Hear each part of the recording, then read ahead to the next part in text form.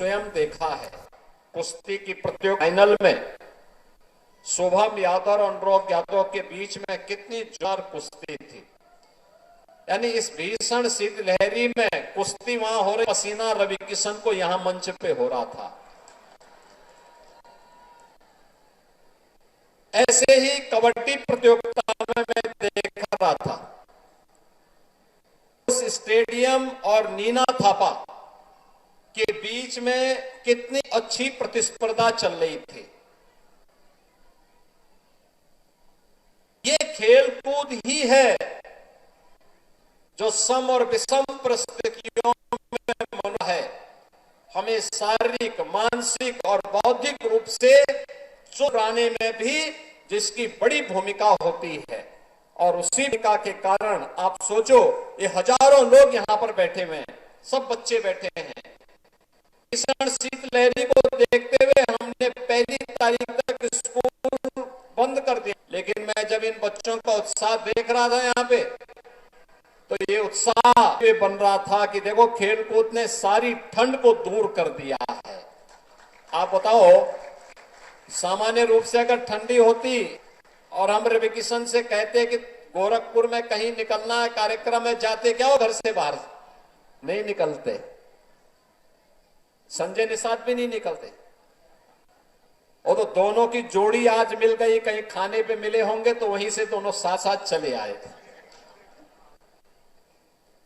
लेकिन यहां आकर के उनकी ठंड भी आपकी खेल प्रतियोगिता को देख करके गायब हो गई और मुझे बहुत अच्छा लगा।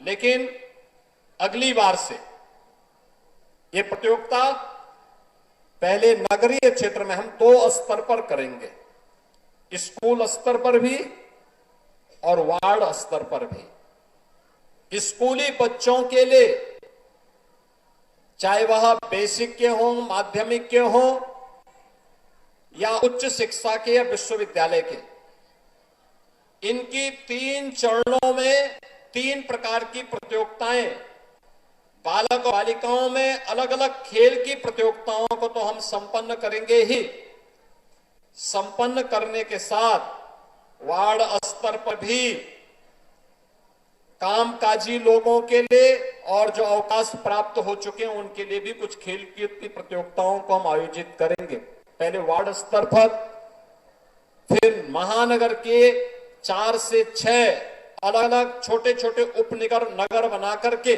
उस स्तर पर, और फिर महानगर स्तर पर इस पूरी प्रतियोगिता को हम आयोजित करेंगे। और उन सभी प्रतिभागी खिलाड़ियों को और पुरस्कार प्राप्त करने वाले खिलाड़ियों को फिर बड़े समारोह में उन्हें सम्मानित करने का काम भी किया जाएगा। ऐसे ही गोरखपुर में सांस्कृतिक कार्यक्रम के लिए भी हम लोगों ने कहा, ये जनवरी प्रथम सप्ताह में प्रतियोगिता होगी जिसमें कला की अलग अलग विधाओं के बारे में, गायन है, वादन है, नृत्य है, नाट्य है, इन सब की प्रतियोगिताएं आयोजित होंगी। और 11 से 13 जनवरी को जब गोरखपुर महोत्सव के आयोजन होंगे, तो मुख्य महोत्सव के कार्यक्रम में जो प्रतिभागी सर्वोच्च अंक प्राप्त करेंगे गायन, वादन, नृत्य, नाट्य में, उन्हें वहां पर सम्मानित करने का काम भी गोरखपुर महोत्सव के उस आयोजन में करेंगे।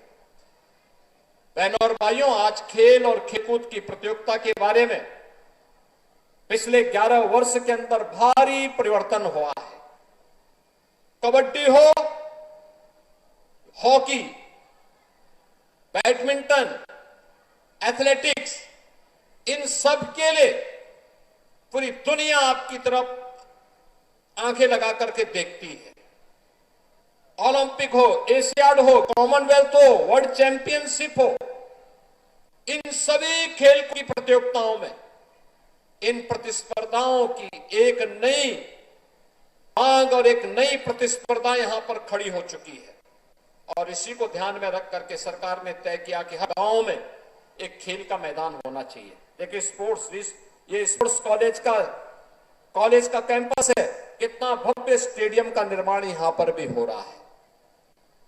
रीजनल स्पोर्ट्स स्टेडियम में भी पहली बार पक्का स्टेडियम बन रहा है, बहुत भव्य भव्य 63 करोड़ रुपए की लागत से स्टेडियम का निर्माण हम वहां पर करने जा रहे हैं। और गोरखपुर में बेलीपार के पास वहां पर भी हम लोग एक इंटरनेशनल स्टेडियम का निर्माण करने जा रहे हैं, जहां इंटरनेशनल स्पोर्ट्स की प्रतिस्पर्धा को आगे बढ़ा करके गोरखपुर और पूर्वी उत्तर प्रदेश के नौजवानों को खेल और खेलकूद की प्रतियोगिता में आगे बढ़ने का एक अवसर प्राप्त हो सके। हर विकास खंड स्तर पर मिनी स्टेडियम और जनपद स्तर पर बड़ा स्टेडियम बने। मेरठ में हॉकी के जादूगर मेजर ध्यानचंद के नाम पर उत्तर प्रदेश का स्पोर्ट्स यूनिवर्सिटी का सत्र प्रारंभ हो गया है और वहां पर बड़ा वर्ल्ड क्लास इंफ्रास्ट्रक्चर के साथ स्पोर्ट्स यूनिवर्सिटी का निर्माण भी वहां पर चल रहा है। हर कमिश्नरी स्तर पर स्पोर्ट्स कॉलेज बने, यह भी तैयारी है। और अभी मैं एक दिन गोरखपुर महानगर के सभी संस्थाओं के साथ बैठने वाला हूं और मैं सबको बोलूंगा कि वे एक एक खेल को गोद ले, हर संस्था एक एक खेल को, कुछ सहयोग करे, कुछ सरकार करेगी। वहां पर अच्छे कोचेज रखे जाएंगे, बच्चों को खेल के लिए एक प्लेटफॉर्म प्राप्त होगा, आगे बढ़ेंगे। और जब हमारा युवा खेलेगा तभी देश खिलेगा और विकसित भारत की परिकल्पना को साकार करने का रास्ता यहीं से प्रारंभ होगा। क्योंकि जीवन के जितने भी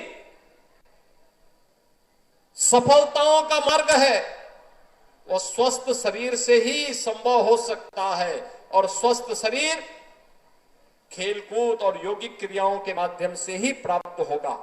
मुझे बहुत अच्छा लगा आज ये कार्यक्रम यहां पर इतनी भव्यता के साथ, इतनी भीषण शीतलहरी के बावजूद भी यहां पर हो रहा है। मैं इस अवसर पर एक बार फिर से प्रतिभागी सभी खिलाड़ियों को हृदय से बधाई देता हूं। यहां पर आयोजन से जुड़े हुए जो भी हमारे जिला प्रशासन और अन्य खेल विभाग से जुड़े हुए सभी अधिकारी कर्मचारियों को मैं हृदय से धन्यवाद देता हूं।